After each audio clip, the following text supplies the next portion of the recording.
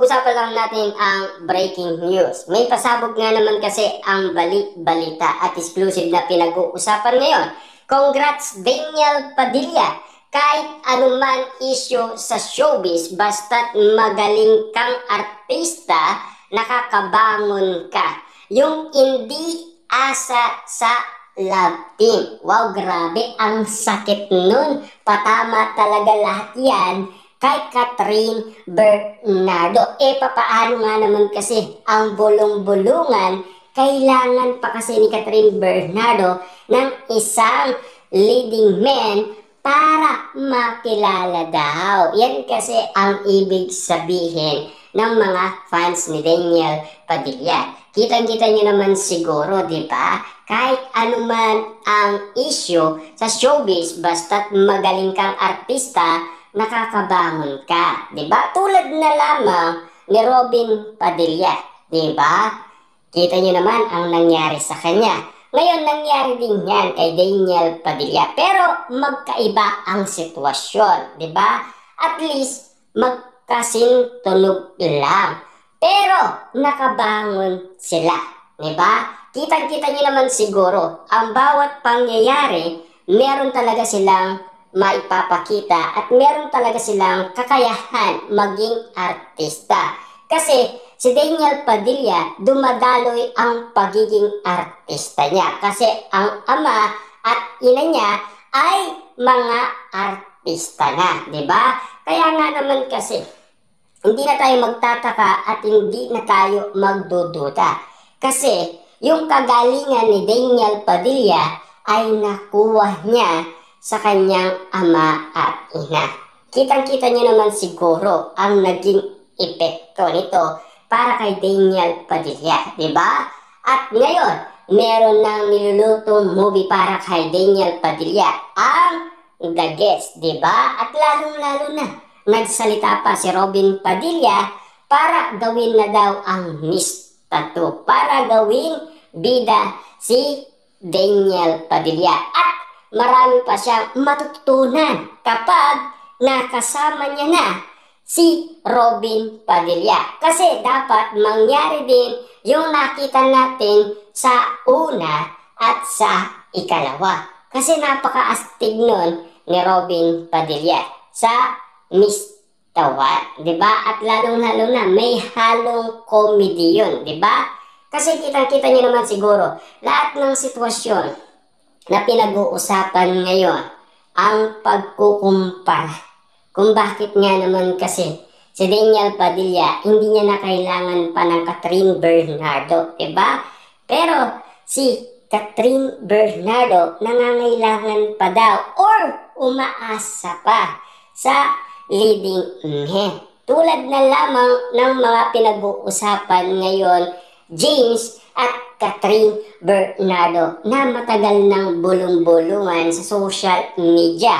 After ng Hello Love Again, pinag-usapan na yan ang susunod na project ni Catherine Bernardo. Matagal na yung bulong-bulungan. Pero hanggang ngayon, bulong-bulungan pa rin kahit na hindi man sinabi ni Catherine Bernardo kung sino ang makakapartner niya. Lalong-lalo na si James. Hindi niya rin sinabi kung sino ang makakapartner niya. Pero magkasintunog daw. Kasi alam niyo naman siguro, di ba? Si Catherine Bernardo nagsalita about sa gagawin niyang project na teleserye. Tapos, tinanong naman si James kung totoo nga ba ang project na magkakaroon siya ng panibagong teleserye. Nagsalita naman siya at umuo naman siya. Ibig sabihin, talagang totoo.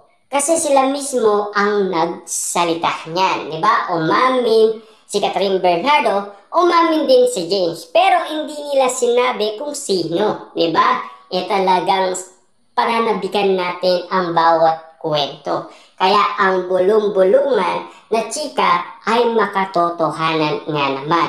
Pero ang pilit na inihintay nila yung resibo kay Catherine Bernardo at Mayor Mark Alcala para mapatunayan kung totoo na si Daniel Padilla ay pinaubaya niya na si Catherine Bernardo kay Mayor Mark Alcala.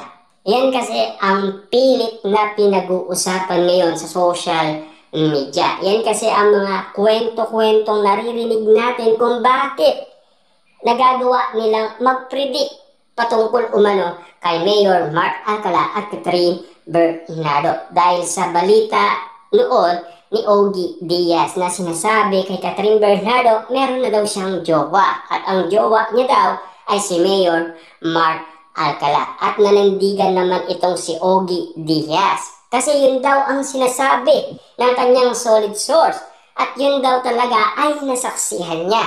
Dahil yan din kasi ang balita daw sa Lucena.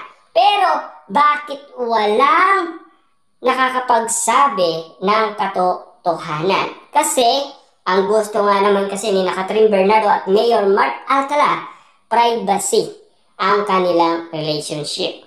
Grabe nga naman kasi ang bawat moment na pinag-uusapan sa social media patungkol sa kaganapan Catherine Bernardo at Mayor Mark Alcala. Pero si Daniel Padilla nagiging successful na kahit walang Catherine Bernardo. Pero nung nag-umpisa pa lang sina Daniel Padilla at Catherine Bernardo, ika nga ni Daniel Padilla nang dahil daw kay Catherine Bernardo. Kung bakit nga naman kasi nandyan si Daniel Padilla. Hindi dahil nandyan siya kasi nag-apply siya bilang leading man ni Catherine Bernardo. Kasi nangangailangan nga naman kasi ng collab team si Catherine Bernardo. Dahil nagkaroon ng emergency yung dati niyang kapartner, diba? Talagang tadhana ang lumapit nga naman kasi kina Daniel Padilla at Catherine Bernardo. Lalong-lalo na kasi parang same ang nangyari kay Daniel Padilla at Alden Richard. Kita niyo naman nangyari umano kay Daniel Padilla. Kalaban niya umano ang mga artista na ng ABS-CBN. Pero si Daniel Padilla bago pa lang na maging artista.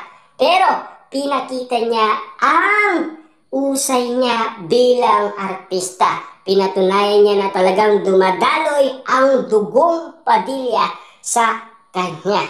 Ganon din naman kasi ang nangyari kay Alden Richard kasi si Alden magaling talaga